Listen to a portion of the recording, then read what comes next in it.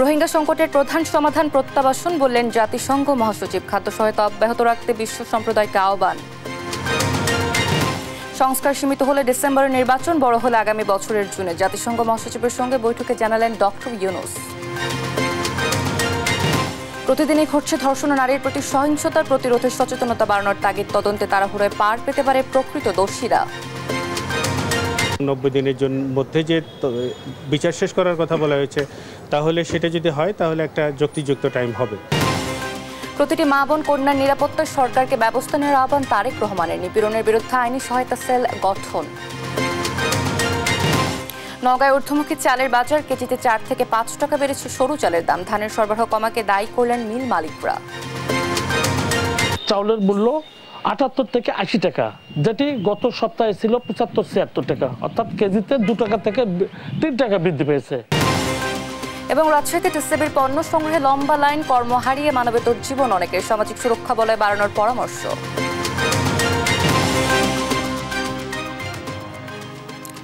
দেখছিলেন শিরোনামগুলো। সংবাদ সকালে আপনাদের সঙ্গে রয়েছে আমি অতসী সেন। এবারে বিস্তারিত।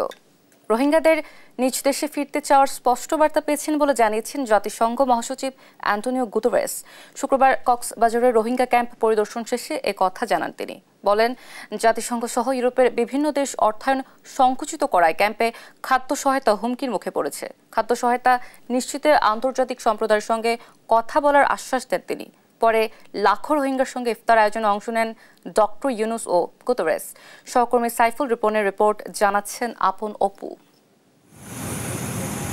শুক্রবার দুপুরে ঢাকা থেকে কক্সবাজার বিমানবন্দরে পৌঁছান জাতিসংঘ মহাসচিব অ্যান্টোনিও গুতেরেস। সঙ্গে ছিলেন অন্তর্বর্তী সরকারের প্রধান উপদেষ্টা doctor Mohammad Yunus.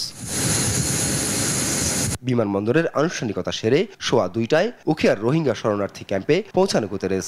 Fancy learning centre ও রোহিঙ্গা শরণার্থীদের আবাসস্থল পরিদর্শন করেন তিনি। কথা বলেন রোহিঙ্গাদের সঙ্গে। এ সময় আরাকানে সংঘটিত গণহত্যার বিচার ও নিজ দেশে ফিরে যাওয়ার আকুতি জানান রোহিঙ্গারা। পরে রোহিঙ্গা কালচারাল মেমোরি সেন্টার পরিদর্শন করেন গুতেরেস। মত বিনিময় করেন সেন্টারটির পরিচালকদের সঙ্গে। পরিদর্শন শেষে সাংবাদিকদের সঙ্গে কথা বলেন Guterres.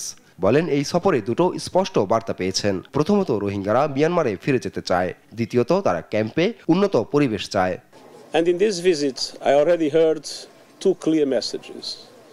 First, Rohingyas want to go back to Myanmar. It's essential that the international community does everything to make sure that peace is reestablished in Myanmar and that the rights of the Rohingyas are respected, that discrimination and persecution like the one that we witnessed in the past will end. And second, they want better conditions in the camp. এ সময় জাতিসংঘ মহাসচিব আরো বলেন, জাতিসংঘ সহ ইউরোপের বিভিন্ন দেশ মানবতার সেবায় অর্থায়ন সংকুচিত করায় রোহিঙ্গা ক্যাম্পের খাদ্য সহায়তার বিষয়টিও হুমকির মুখে পড়েছে। রোহিঙ্গাদের খাদ্য সহায়তা নিশ্চিতে আন্তর্জাতিক সম্প্রদায়ের সঙ্গে কথা বলার আশ্বাস দেন তিনি। পরে ডক্টর ইউনুস ও অ্যান্টোনিও গুতেরেস লাখো রোহিঙ্গার সঙ্গে ইফতারে অংশ নেন। এ সময় রোহিঙ্গা জনগোষ্ঠীর কষ্ট কমিয়ে আনতে প্রচেষ্টার জন্য গুতেরেসের প্রতি কৃতজ্ঞতা জানান প্রধান উপদেষ্টা। বলেন, সামনের ঈদে যাতে রোহিঙ্গারা নিজ বাড়িতে ঈদ করতে পারে সে চেষ্টা করা হবে। আন্তরিকভাবে পূরণ করছে, চেষ্টা করে গিয়ে এখন মনে হচ্ছে দেখে না কষ্ট এ কথাটা ওনার কাছে দৌড়িয়েছে যে ওনার থেকে সাহস হয়ে পেলাই আবার দুনিয়ার সামনে লড়াই করিব যাতে অন্যরা শান্তিপূর্ণভাবে অন্যরা অন্য দেশে পৌঁছে দিতে পারে। তো এন খুশির দিনের কথা নয়, এন মস্ত বড় খুশির কথা। এই খুশির কথা ইয়ান আজ ইয়ারা অনুভব করি, আর তারা ভীষণভাবে ধন্যবাদ জানাই, শুক্রিয়া জানাই। এই দায়িত্ব তারা তো তারে নই, তারা কইলে কোনো দেশে আনিতে পারেন না, তার দেশত এনে বন জঙ্গলের ভিতর ঢুকাইতে পারিব না। সামনের বছর ঈদের সময় যেন অনার বাড়ির মধ্যে তাই ইউনিটি একত্র হন এবং দাদা দাদির খবরের কাছে তাই অনেক তার সম্বর্ধনা দেন। ইফতারে অংশ নিয়ে ইসলামের প্রতি গভীর শ্রদ্ধা জানান জাতিসংঘ মহাসচিব। বলেন, অ্যান্টি মুসলিম অ্যাক্টিভিটির অংশ হিসেবে অনেক স্থানেই নৃশংসতা চলছে। This is the holy month of Ramadan, the month of solidarity. It would be unacceptable that in the month of solidarity the international community would reduce the support to the Rohingyas in Bangladesh. We will do everything not to make it happen. এ সময় রোহিঙ্গাদের দুর্দশা লাঘবে আন্তর্জাতিক সম্প্রদায়কে সঙ্গে নিয়ে প্রচেষ্টা চালিয়ে যাওয়ার আশ্বাস দেন গুতেরেস। নিউজ ডেস্ক, দেশ টিভি। সংস্কার প্যাকেজ ছোট হলে ভোট ডিসেম্বরে আর বড় হলে ভোট আগামী বছর জুনে হবে বলে জানিয়েছেন প্রধান উপদেষ্টা ডক্টর মোহাম্মদ ইউনূস। শুক্রবার ঢাকার তেজগাঁওয়ে নিজ কার্যালয়ে জাতিসংঘের মহাসচিব অ্যান্তোনিও গুতেরেসের সঙ্গে বৈঠকে কথা বলেন তিনি। এ সময় রাষ্ট্র সংস্কারে ডক্টর ইউনূসের উদ্যোগের প্রতি সমর্থন পুনর্ব্যক্ত করেন জাতিসংঘ মহাসচিব। এদিকে কক্সবাজারের স্থানীয়দের সঙ্গে মত বিনিময় সভা, খুরুশকুল পুনর্বাসন কেন্দ্র পরিদর্শন সহ কয়েকটি অনুষ্ঠানে অংশ নেন প্রধান উপদেষ্টা। কায়েস রাহাতের রিপোর্ট। চলতি বছরের ডিসেম্বরে কিংবা আগামী বছরের জুনে জাতীয় সংসদ নির্বাচন হবে বলে জানান প্রধান উপদেষ্টা ডক্টর মোহাম্মদ ইউনূস। বলেন, রাজনৈতিক দলগুলো যদি সংক্ষিপ্ত সংস্কার প্যাকেজ নিয়ে একমত হয় তবে নির্বাচন ডিসেম্বরে হতে পারে। শুক্রবার ঢাকার তেজগাঁওয়ে প্রধান উপদেষ্টার কার্যালয়ে জাতিসংঘের মহাসচিব অ্যান্তোনিও গুতেরেসের সঙ্গে বৈঠক শেষে তিনি কথা বলেন।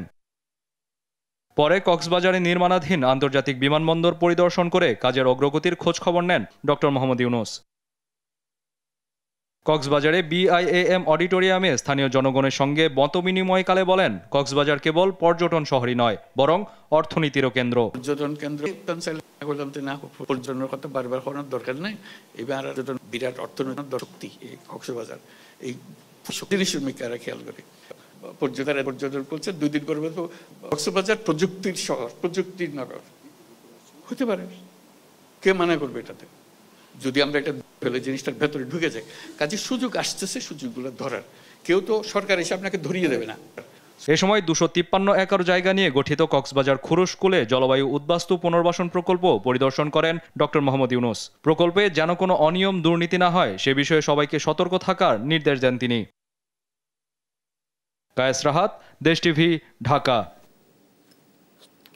মাগুরা শ্রীপুরের জারিয়া গ্রামে নিহত শিশুটির পরিবারের শোকের মাতম থামছেই না। পরিবারের সদস্যদের সমবেদনা জানাতে যান বিএনপির নেতারা, আশ্বাস দেন সহযোগিতার।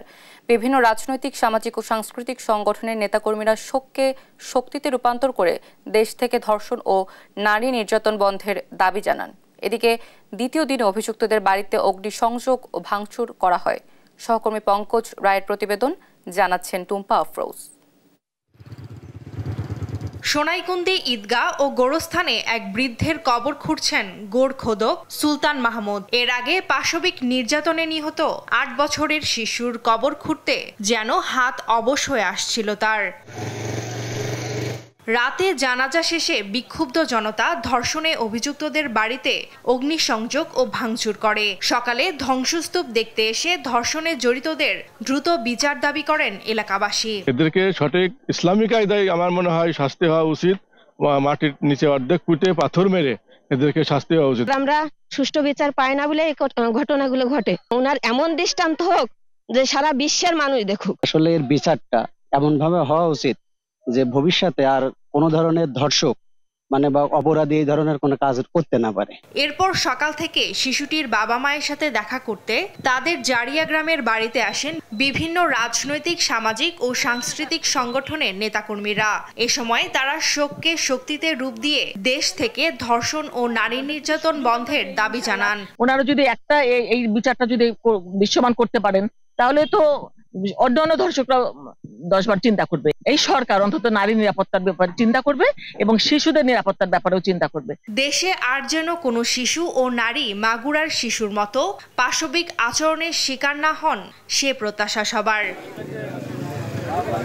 নিউজ ডেস্ক, দেশ টিভি।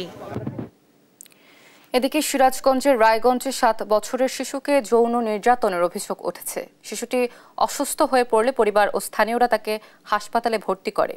এই ঘটনায় মামলা করেছেন শিশুটির বাবা। ঘটনার পর থেকেই পলাতক অভিযুক্তের পরিবার।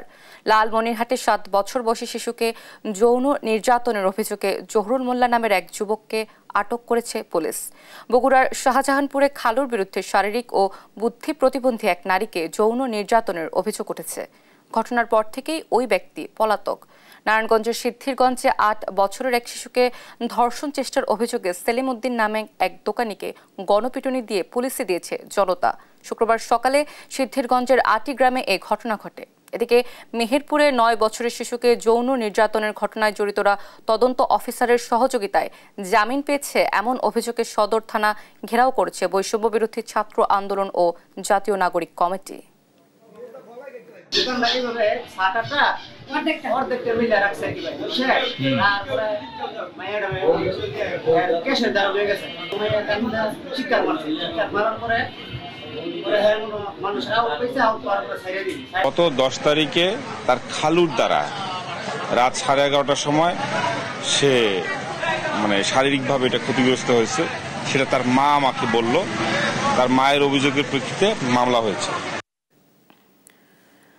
নারী নির্যাতন ও ধর্ষণ রোধে আইন সংশোধন করে দ্রুত বিচারের চেয়ে সচেতনতা ও আইন শৃঙ্খলা বাহিনীর তৎপরতা জরুরি বলে মত দিয়েছেন সিনিয়র আইনজীবীরা। নারী ও শিশু নির্যাতন মামলার তদন্ত 15 দিনে শেষ করার বিধান নিয়েও আপত্তি জানিয়েছেন তারা। সাবরিনা মজুমদারের বিশেষ প্রতিবেদন।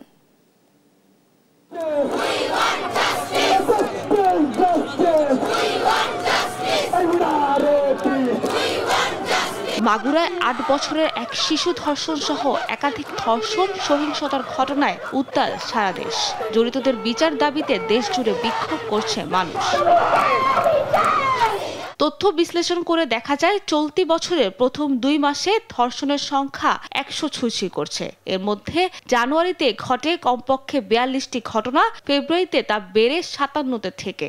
এমন সহিংসতা থেকে রেহাই পাচ্ছে না শিশুরাও। গেল 2 মাসে কমপক্ষে 25 শিশু ধর্ষণ ও যৌন নিপীড়নের শিকার হয়েছে।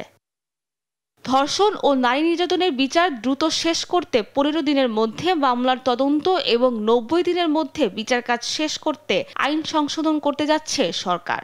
এই যে তদন্তের সময় সেটাও আমরা অর্ধেক করে দিচ্ছি। আগে ছিল 30 দিন, এখন আমরা 15 দিন করে দিচ্ছি। বিচারের জন্য আগে সময় ছিল যেটা, সেটা আমরা অর্ধেক করে দিচ্ছি। 90 দিনের মধ্যে ধর্ষণের মামলায় 90 দিনের মধ্যে বিচার করতে হবে। তবে আইন সংশোধন নয়, বরং ধর্ষণ রোধে আগাম প্রতিরোধ ব্যবস্থায় পারে অপরাধ নিয়ন্ত্রণে, এমনটাই মনে করেন সিনিয়র আইনজীবী আহসানুল করিম। প্রকৃতপক্ষে কোনো শক্ত আইন করে কোনো অপরাধকে কখনো দমানো যায় না।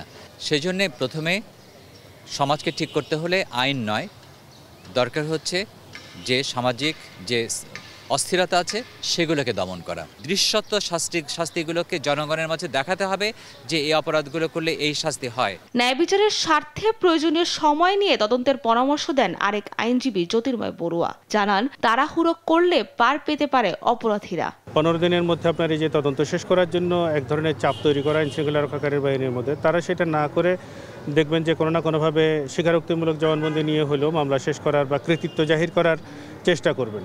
একটা রিজনেবল টাইম, অ্যাটলিস্ট 30 ডেজের টাইম যদি আপনি তদন্তের জন্য রাখেন এবং 90 দিনের মধ্যে যে বিচার শেষ করার কথা বলা হয়েছে, তাহলে সেটা যদি হয় তাহলে একটা যুক্তিযুক্ত টাইম হবে। বিদ্যমান কিংবা সংশোধিত যে আইনি হোক, সুষ্ঠু বিচারের মাধ্যমে শাস্তি নিশ্চিত করা না গেলে ধর্ষণ ও যৌন নিপীড়নের বন্ধ হবে না বলেই মনে করেন আইনজীবীরা। সাবরিনা মজুমদার, দেশ টিভি, ঢাকা। দেশের প্রতিটি নারীর নিরাপত্তায় অন্তর্বর্তী সরকারকে শিগগির ব্যবস্থা নেওয়ার আহ্বান জানিয়েছেন বিএনপির ভারপ্রাপ্ত চেয়ারম্যান তারেক রহমান। শুক্রবার সন্ধ্যায় নিজের ভেরিফাইড ফেসবুক অ্যাকাউন্টের এক পোস্টে এ আহ্বান জানান তিনি। বলেন, বাংলাদেশে 8 বছর বয়সী এক শিশুর ধর্ষণের পর মর্মান্তিক মৃত্যু আমাদের সবাইকে দুঃখ, লজ্জা ও শোকার্ত করেছে। দেশের শিশু ও নারীদের কখনোই সহিংসতা, নিপীড়ন ও হয়রানির মুখোমুখি হওয়া উচিত না।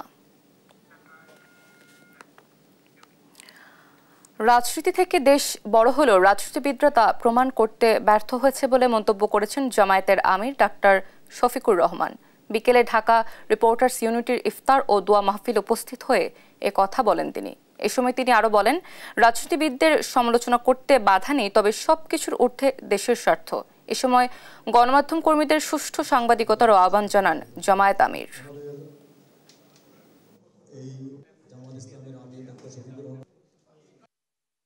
রাজনীতির স্লোগানটা যদি সত্যি এমন হয়ে থাকে যে আমার চেয়ে দল বড়, দলের চেয়ে দেশ বড়, তাহলে দেশেরটাই বড় করে দেখার কথা ছিল।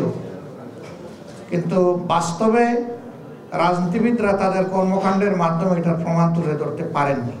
আপনার সমালোচনা আপনার ভাষাই করুন, আপনি যে ভাষাটা পছন্দ করেন, আপনার কৌশলে আপনি করুন, যে কৌশল আপনি নিজের জন্য, আপনার গণমাধ্যমের জন্য উপকারী মনে করেন। তবে সব কিছুর ঊর্ধ্বে আমরা যেন দেশের স্বার্থটাকে বিবেচনায় রাখি। জালিয়াতি করে বোনের নামে সম্পত্তি দিতে চেয়েছিলেন শেখ হাসিনার ভাগ্নি এবং সাবেক ব্রিটিশ মন্ত্রী টিউলিপ সিদ্দিক। বৃহস্পতিবার ব্রিটিশ গণমাধ্যম ফিনান্সিয়াল টাইমসের প্রতিবেদনে উঠে এসেছে এমন তথ্য। রায়হান কবির শুভ্রর ডেস্ক রিপোর্ট। বিতর্ক যেন পিছু ছাড়ছে না শেখ হাসিনার ভাগ্নি সাবেক ব্রিটিশ মন্ত্রী টিউলিপ সিদ্দিকের। আবারও নতুন করে শিরোনাম হলেন ব্রিটিশ গণমাধ্যমের। জালিয়াতি করে বোনের নামে সম্পত্তি দিতে চেয়েছিলেন টিউলিপ সিদ্দিক। স্থানীয় সময় বৃহস্পতিবার ব্রিটিশ গণমাধ্যম ফিনান্সিয়াল টাইমসের প্রতিবেদনে উঠে এসেছে এমন তথ্য। দুর্নীতি দমন কমিশন দুদকের কাছ থেকে পাওয়া নথির ভিত্তিতে ভুয়া নোটারি ব্যবহার করে গুলশানের একটি ফ্ল্যাট বোন আজমিনা সিদ্দিকের নামে হস্তান্তর করেন টিউলিপ। এ বিষয়ে খোঁজ নিয়ে দেখা যায় সাবেক প্রধানমন্ত্রী শেখ হাসিনার ভাগ্নির বানানো ওই নথিটি 2015 সালের। সেটি ব্যবহার করে পরবর্তীতে তার বোনকে গুলশানের একটি ফ্ল্যাট হস্তান্তর করা হয়। রাষ্ট্রীয় মালিকানাধীন জমির অবৈধ বরাদ্দের অভিযোগের তদন্তের অংশ হিসেবে দুদক এই অভিযোগ তুলেছে বলে জানিয়েছে ব্রিটিশ এ সংবাদ মাধ্যম। ওই নোটারি নথিতে সুপ্রিম কোর্টের আইনজীবী গাজী সিরাজুল ইসলামের সিল ব্যবহার করা হয়। তবে স্বাক্ষরের বিষয়টি অস্বীকার করেন আইনজীবী সিরাজ। টিউলিপ কিংবা আজমিনা সিদ্দিকের সাথে তার আগে কোনো পরিচয় ছিল না বলেও জানান তিনি। এর আগে যুক্তরাজ্যে টিউলিপের ফ্ল্যাটের মালিকানা সহ নানা দুর্নীতি নিয়ে প্রথম খবর প্রকাশ করে ফিনান্সিয়াল টাইমস। ওই প্রতিবেদনের পর নানা অনিয়মের অভিযোগ ও রাজনৈতিক বিতর্কের চাপে গেল জানুয়ারিতে যুক্তরাজ্যের সরকারি পদ থেকে পদত্যাগ করেন তিনি। রায়হান কবির শুভ্র, নিউজ ডেস্ক, দেশ টিভি। রমজান মাসে শরীয়তপুরে সবজির দাম নাগালের মধ্যে থাকলেও মাংসের দাম ঊর্ধ্বমুখী। বিস্তারিত জানাতে সরাসরি যুক্ত হচ্ছেন সহকর্মী সাইফুল ইসলাম আকাশ। আকাশ, বাজারে মাংসের দাম কত? এ নিয়ে ক্রেতা বিক্রেতাদের প্রতিক্রিয়া কি আমাদের জানাবেন? অতসী, রমজানের মাঝামাঝি সময়ে দ্রব্যমূল্যের যে দাম সবজির বাজারে কিন্তু নিম্নমুখী হওয়ার কারণে স্বস্তিতে রয়েছে ক্রেতারা। সেক্ষেত্রে কিন্তু মাংস বাজারে উদ্যোগতি থাকার কারণে কিন্তু তারা বিশেষভাবে ক্ষোভ প্রকাশ করেছেন। এই মুহূর্তে অবস্থান করছি শরীয়তপুরের পালং বাজারে। এই বাজারের চিত্র যদি আপনাকে দেখাই, সেক্ষেত্রে কিন্তু এই বাজারে পেঁয়াজ বিক্রি হচ্ছে 35 টাকা কেজি দরে, বেগুন বিক্রি হচ্ছে 70 টাকা কেজি দরে, আলু বিক্রি হচ্ছে 20 টাকা কেজি দরে, টমেটো বিক্রি হচ্ছে 15 টাকা কেজি, পটল বিক্রি হচ্ছে 80 টাকা কেজি দরে। বলা চলে যে সবজির বাজারে কম থাকার কারণে কিন্তু তারা সন্তুষ্ট প্রকাশ করেছে। সেক্ষেত্রে কিন্তু আমরা দেখেছি পালং বাজারে যে মুরগির দাম সেটি কিন্তু রমজান মাসের মাঝামাঝি সময়ে কিন্তু 10 থেকে 15 টাকা কেজি দরে বিক্রি করছে। সোনালী মুরগি এই বাজারে বিক্রি হচ্ছে 300 টাকা কেজি দরে, ফার্মের মুরগি বিক্রি হচ্ছে আপনার 180 টাকা কেজি দরে। আমরা যদি মাংসের বাজারের দিকে তাকাই, সেক্ষেত্রে গরুর মাংস কিন্তু স্বাভাবিকই রয়েছে 700 টাকা কেজি দরে কিন্তু বিক্রেতারা বিক্রি করছে। এখানকার যারা স্থানীয় ক্রেতারা রয়েছে তাদের সাথে আমরা কথা বলেছি। তারা যেটি জানিয়েছে, মাংসের যে বাজার, সে বাজারে কিন্তু যারা ভোক্তাধিকারের কর্মকর্তারা এবং যারা রয়েছেন তারা কিন্তু বিশেষভাবে পরিচালনা করছেন না বলে কিন্তু এখানে মাংসের বাজারে কিছুটা বৃদ্ধি যাচ্ছে। কিন্তু ক্রেতা সাধারণ যারা রয়েছে তারা কিন্তু চাচ্ছে যে এই মনিটরিংটা যেন বিশেষভাবে জোরদার করা হয়। পাশাপাশি যারা বিক্রেতা রয়েছে মাংসের, তাদের সাথে কথা বলেছি। তারা যেটি বলছে যে রমজান মাস উপলক্ষে যারা খামারি রয়েছেন তাদের কাছ থেকে বেশি দামে ক্রয় করতে হয়, এ কারণে কিন্তু তারা এই মাংসের দাম একটু বেশি দামে বিক্রি করছেন। পাশাপাশি আমরা শরীয়তপুর জেলা ভোক্তা অধিকারের যিনি কর্মকর্তা রয়েছেন তার সাথে কথা বলার চেষ্টা করেছি। তিনি আমাদেরকে যেটি জানিয়েছেন যে প্রতিনিয়ত তারা বাজার মনিটরিং করার চেষ্টা করছেন এবং এটি অব্যাহত থাকবে বলে আমাদেরকে জানিয়েছে। এই ছিল শরীয়তপুরের পালং বাজার থেকে সর্বশেষ। আকাশ, ধন্যবাদ আপনাকে। রোজায় চাহিদা কম থাকলেও নওগাঁয় ঊর্ধ্বমুখী চালের বাজার। মোটা চালের দাম অপরিবর্তিত থাকলেও এক সপ্তাহের ব্যবধানে খুচরা বাজারে সরু চালের দাম বেড়েছে কেজিতে 4 থেকে 5 টাকা পর্যন্ত। এতে নাভিশ্বাস সাধারণ মানুষের। মিল মালিকদের দাবি, বাজারে ধানের সরবরাহ কমে যাওয়ার চালের দাম বেড়েছে। নওগাঁ প্রতিনিধি কাজী কামাল হোসেনের পাঠানো তথ্যছবিতে জানাচ্ছেন আলী আক্কাস আকাশ। রমজান মাসে স্বাভাবিকভাবেই চালের চাহিদা কম থাকে। তাছাড়া ঈদের পরেই শুরু হবে বড় মৌসুম। বিদেশ থেকে আমদানি করা চালও মিলছে বাজারে। এরপরও নওগাঁয় আরেক দফায় বাড়ল সরু চালের দাম। পাইকারি বাজারে 50 কেজির বস্তায় 100 থেকে 150 টাকা পর্যন্ত বেড়েছে কাটারি ভোগ এবং জিরাশাইল চালের দাম। পাইকারি বাজারে দাম বাড়ায় এর প্রভাব পড়েছে খুচরা বাজারেও। 4 থেকে 5 টাকা দাম বেড়ে প্রতি কেজি জিরাশাইল বিক্রি হচ্ছে 75 থেকে 80 টাকায়। আর কাটারি ভোগ বিক্রি হচ্ছে ৮০ টাকা কেজিতে। তবে বিদেশ থেকে চাল আমদানির পরেও আগের চড়া দামে বিক্রি হচ্ছে অন্যান্য চাল। খুচরা ব্যবসায়ীরা বলছেন পাইকারিতে বেশি দামে চাল কেনায় বাড়তি দামে বিক্রি করতে হচ্ছে তাদের। পূর্বে ছিল আপনার ৭০ থেকে ৭৫ টাকা কেজি, সেটা বর্তমানে ৭৫ থেকে ৮০ টাকা কেজি। আর কাটারি নাজির শাল যেটা, সেটা ৭৫ টাকা কেজি ছিল, সেটা বর্তমানে এখন ৮০ টাকা কেজি। চালের বাজার বৃদ্ধি হওয়ার কোনো যুক্তিগত কারণ নাই। পর্যাপ্ত পরিমাণের চাল আছে এবং বিদেশ থেকে আমদানি হচ্ছে। চাল আমদানির পরেও চালের দাম বৃদ্ধি পাওয়ায় চাল কিনতে গিয়ে নাবিশ্বাস ভোক্তাদের। তাদের দাবি বাজার নিয়ন্ত্রণে প্রয়োজন নিয়মিত মনিটরিং। কেজি প্রতি ৫ টাকা ৬ টাকা করে বেড়ে গেছে। তা আমরা সাধারণ মানুষ কি করব? তাহলে সরকারের এটা মনিটর করা উচিত। আমরা প্রতিদিনই দেখতেছি আসতেছি আর চালের দাম বেড়ে যাচ্ছে। মিল মালিকরা বলছেন বাজারে সরু ধানের সরবরাহ কমায় চালের দাম বেড়েছে। দেশি জিরা এবং কাটারির মূল্য কিছুটা বৃদ্ধি পেয়েছে। আপনার এই সপ্তাহে জিরা এবং কাটারির চাউলের মূল্য ৭৮ থেকে ৮০ টাকা, যেটি গত সপ্তাহে ছিল ৭৫-৭৬ টাকা, অর্থাৎ কেজিতে ২ টাকা থেকে ৩ টাকা বৃদ্ধি পেয়েছে। ধান চালের বাজার নিয়ন্ত্রণে সারা বছরই সার্বক্ষণিক মনিটরিং দেখতে চান ভোক্তারা। আলী আক্কাস, আকাশ, নিউজ ডেস্ক, দেশ টিভি।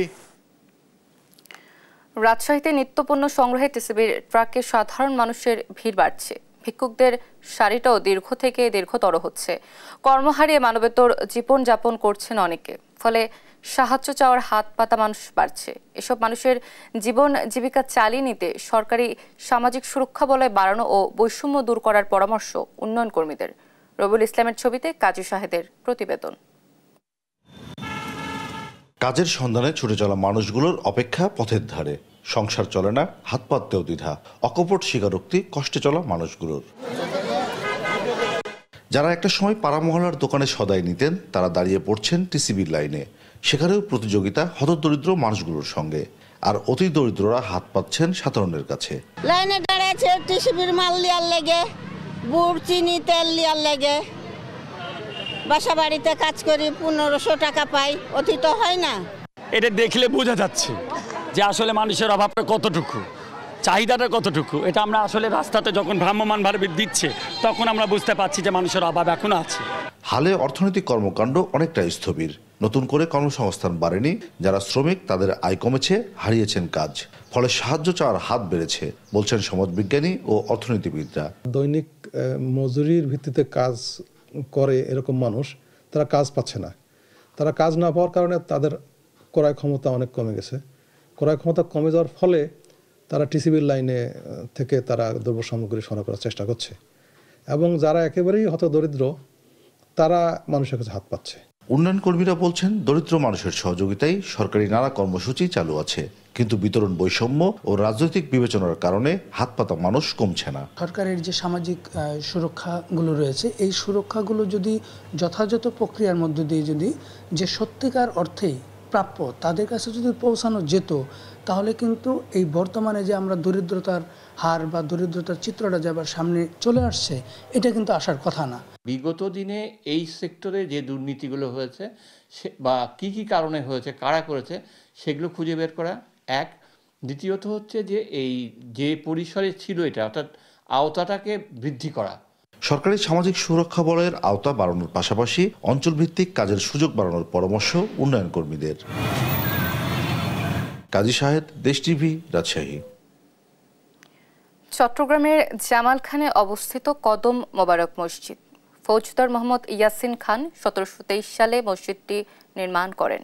জনশ্রুতি আছে মসজিদটিতে হযরত মুহাম্মদ সাল্লাল্লাহু সাল্লাম এবং আব্দুল কাদের জিলানীর পদচিহ্ন রয়েছে, যা দেখতে প্রতিদিন ভিড় করেন ধর্মপ্রাণ হাজারো মুসল্লি। আজিজা হক পায়েলের তথ্য ছবিতে নুসরাত শোভার রিপোর্ট। কদম মোবারক চট্টগ্রামের সবচেয়ে প্রাচীনতম মসজিদ। এটি নগরীর জামালখানে অবস্থিত। মোগল সম্রাট মোহাম্মদ শাহের শাসনামলে ফৌজদার মোহাম্মদ ইয়াসিন খান ১৭২৩ সালে মসজিদটি নির্মাণ করেন। মসজিদটিতে 2টি পদচিহ্ন বা কদম সম্বলিত পাথর সংরক্ষিত আছে। সে অনুসারে মসজিদটির নামকরণ করা হয় কদম মোবারক শাহী জামে মসজিদ। জনশ্রুতি আছে একটি পাথরে হযরত মুহাম্মদ সাল্লাল্লাহু আলাইহি ওয়াসাল্লাম এবং অন্যটিতে আব্দুল কাদের জিলানীর পদচিহ্ন রয়েছে। কথিত আছে মসজিদটির প্রতিষ্ঠাতা মদিনা শহর থেকে মুহাম্মদ সাল্লাল্লাহু আলাইহি ওয়াসাল্লামের পদচিহ্ন সংবলিত পাথর সংরক্ষণ করেন। মসজিদটির ছাদ আয়তাকার, রয়েছে 3টি গম্বুজ, 2টি খিলান ও 5টি দরজা। মসজিদের ভেতরের দেয়াল আয়তাকার প্যানেল ও কুলুঙ্গি দিয়ে সাজানো। 4 কোণায় রয়েছে 4টি মিনার। মোঘল স্থাপত্যের আরবি ক্যালিওগ্রাফি, লতাগুল্মের নকশা, মোজাইক নকশা, রেখাচিত্রযুক্ত পাথরের অলঙ্করণে মসজিদটি সজ্জিত। মসজিদ সহ পাশের আরও বিভিন্ন প্রতিষ্ঠান নিয়ে গড়ে উঠেছে কদম মোবারক শাহী জামে মসজিদ কমপ্লেক্স। এর আওতায় আছে মসজিদ, মাদ্রাসা, কবরস্থান, জানাজার স্থান ও মুসলিম এতিমখানা, যা চট্টগ্রামের সবচেয়ে বড় এতিমখানা। ধর্মপ্রাণ মুসল্লিদের জন্য এই মসজিদ যেন আবেগের জায়গা।